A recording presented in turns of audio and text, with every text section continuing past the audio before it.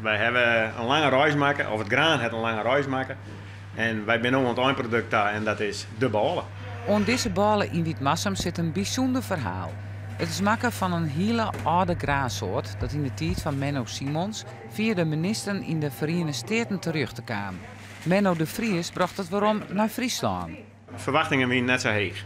Wij hebben dat graan kregen uit Amerika verleden jaar en we het inscheren. Het kwam mooi op. Het had ups en downs gehad met het groeien. Het was deels slime door de harde wind en Rijnwater. Maar het heeft zich opgericht en het zie het leveren. En vervolgens hebben we het hier meld in de molen van Witmarsum. En Christa die is daar druk mee bezig geweest om daar een stuk balen van te bakken. Het is niet makkelijk om mee te werken. We hebben het op de molen eerst gemalen. Nou ja, dan moet je kijken hoe het maalt, hoe je moet malen. Dus dat was eerst al heel erg spannend.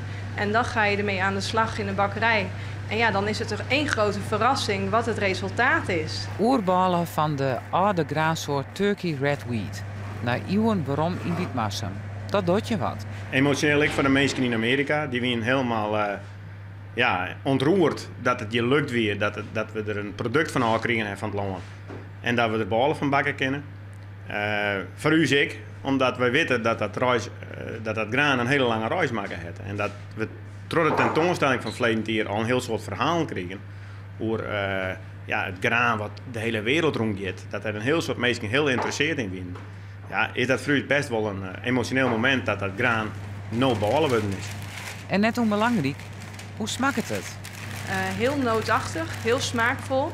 Nergens mee te vergelijken. Het neigt naar het roggen. Het is gewoon heel erg heerlijk gewoon.